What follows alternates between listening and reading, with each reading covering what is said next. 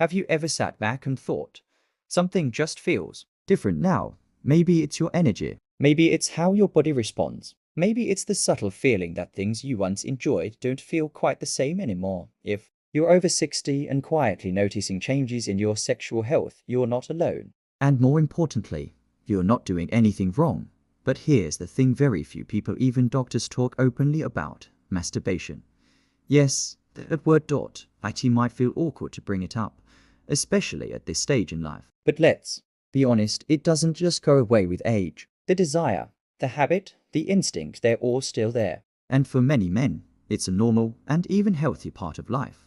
But what if I told you that certain masturbation habits, especially after 60, could actually be harming your prostate, draining your energy, and silently impacting your health in ways you don't even realize? As a urologist, I can tell you, it's not the act itself that's dangerous. It's how you do it, how often, and how your body responds afterward. And unfortunately, most men were never taught the right way to approach this in their later years. In today's video, we're going to break that silence.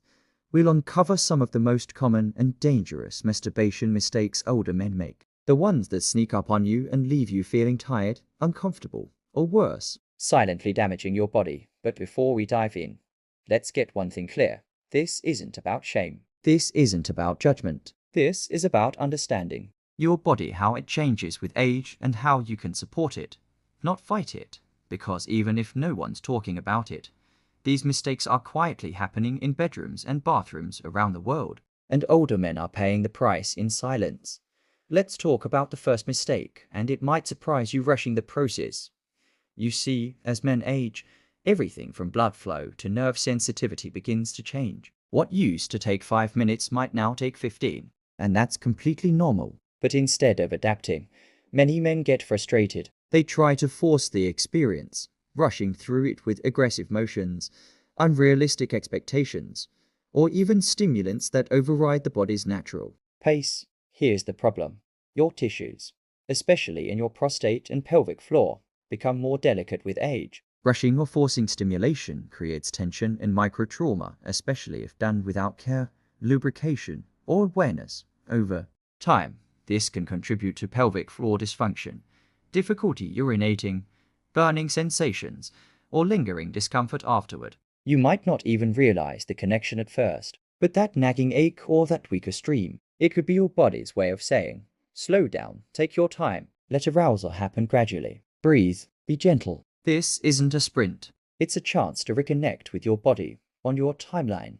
Now, let's move to the second silent mistake: ignoring recovery. Just like your muscles need rest after exercise, your reproductive system needs recovery after climax. But many men, especially those who are dealing with loneliness, boredom, or stress, fall into a habit of frequent, sometimes daily masturbation without understanding the toll it takes. After 60, your body's testosterone levels drop naturally. That's not a flaw, it's just part of aging. But when you constantly deplete energy through sexual release without giving your body time to recover, it can leave you feeling fatigued, foggy, or even depressed.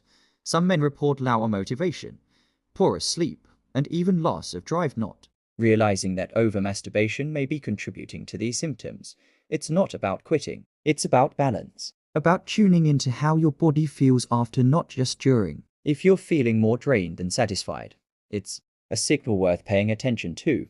Remember, your body is still talking to you, and it's asking for care, not just release.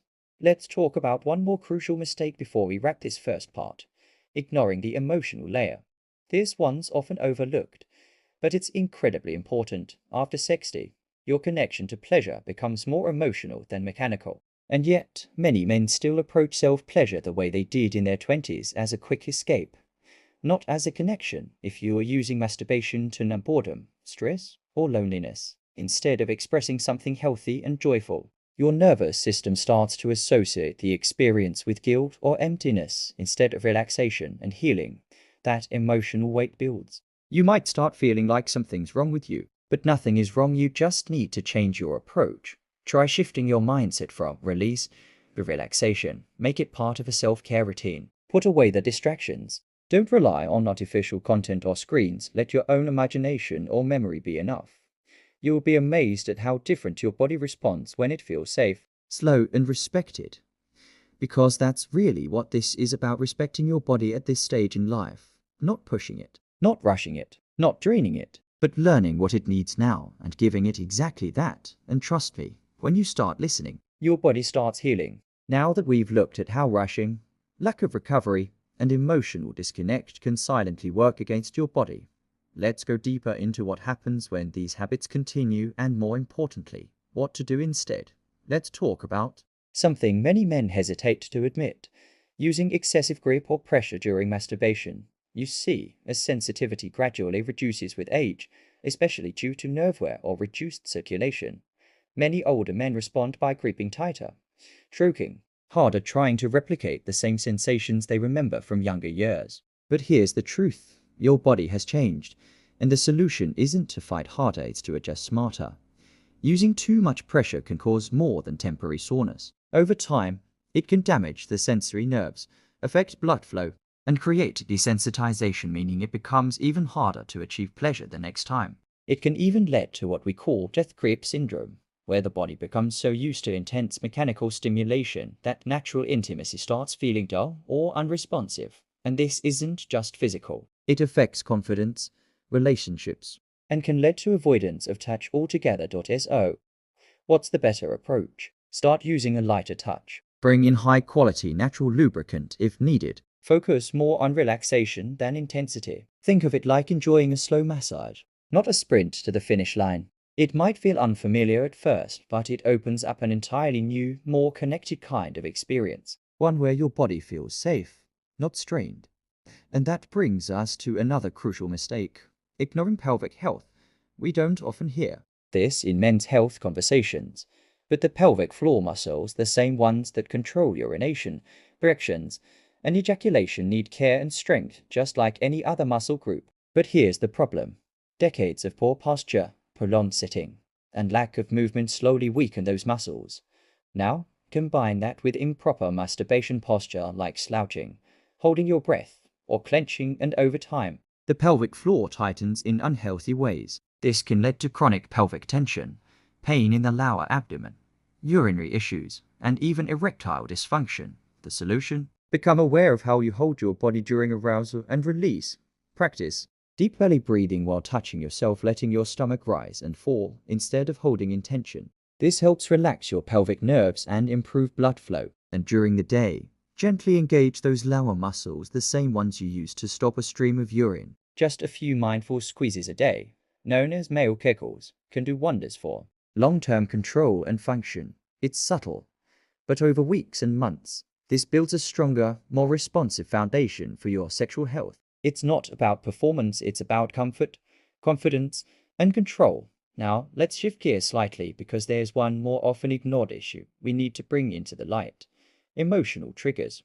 Some men in their 60s and beyond report that they don't even enjoy masturbation anymore. They just do it out of habit, loneliness, or restlessness. And instead of feeling better afterward, they feel worse, ashamed, empty, disconnected. And sadly, this spiral reinforces itself over time.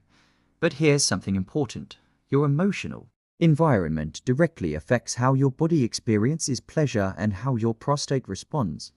If you're carrying stress, resentment, isolation, or grief, and then trying to find relief through stimulation, your body will never fully relax. Your nervous system stays in fight or flight, and release becomes just a brief flicker, followed by tension, not peace. So what can you do? Start by checking in with yourself before you begin. Ask, what do I really need right now? If the answer is comfort, connection, or even sleep, consider giving yourself that first.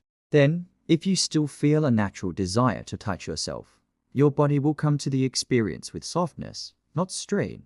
Pleasure after 60 isn't just about mechanics. It's about emotional safety, about slowing down enough to feel something real, not just chase a sensation out of habit. And the beautiful thing is, once you begin shifting these patterns, your body responds almost immediately. Not just physically, but emotionally. You feel less guilt, more peace, more control, and sometimes even a return of joy, because the truth is, you haven't lost your vitality. It's still in you, it just needs a gentler invitation. That's why these conversations matter. Not to embarrass, not to preach, but to remind you, your body is still listening. Your healing isn't over. Your pleasure isn't gone. It just looks different now, and that's okay. You're not broken. You're simply aging, and aging comes with wisdom, with awareness, with the chance to finally treat your body not as something to push through, but something to listen to. So let's keep walking this path together. You've made it this far in the conversation, and that already tells me something about you. You care, not just about performance or pleasure, but about understanding your body, listening to it, respecting it. And that's something many men, especially after 60, never get taught, let alone praised for. So let me say it clearly. I respect you for being here, for being willing to explore something uncomfortable, for wanting to feel better in your body, and for taking steps, even small ones, to change habits that no longer serve you. Because that's what it really comes down to. Masturbation itself is not the problem. It's never been the villain.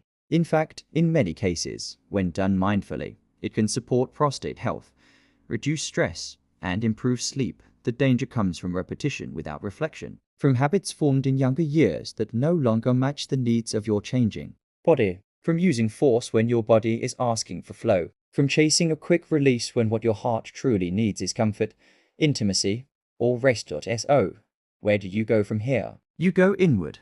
You start treating this part of your life, your sexual expression, your needs, your rituals, as something sacred, not something to be rushed, hidden, or judged. You give your body space to speak. You let it set the pace. You trade shame for curiosity. You choose softness over strain. And most importantly, you realize that this journey, the one of rediscovery, of learning what feels good now, is yours to shape. You are not bound to the past. You are not stuck in the old version of you. You get to evolve. You get to experience touch differently, more slowly, more emotionally, more richly. You get to find out what makes you feel alive again, even if it's not what the magazines or websites told you to expect. Maybe it's a new breathing technique. Maybe it's changing your environment, dim lights, soft music, a scent you enjoy. Maybe it's simply giving yourself permission to slow down and ask, what feels good today? That question alone, asked without judgment, can transform your relationship with your body, and over time, the side effects of this shift will show up in quiet, beautiful ways. You'll notice fewer prostate flares. You'll wake up with more energy. Your thoughts will feel clearer. You will begin to reconnect with your desire, your curiosity, your vitality, and the best part, you won't need anyone's permission to get there. Just your willingness to begin. So many men over 60 think it's too late. They assume changes in desire, performance, or energy are just part of getting older, something to suffer through in silence. But that's not true. Your body is still capable. Your nervous system is still listening. Your prostate can still benefit from the right care, the right pace, the right mindset. It's not about giving up the habits that brought you pleasure. It's about evolving them, updating them to match the wisdom and awareness you've earned over the years. And I promise you there's so much beauty in that.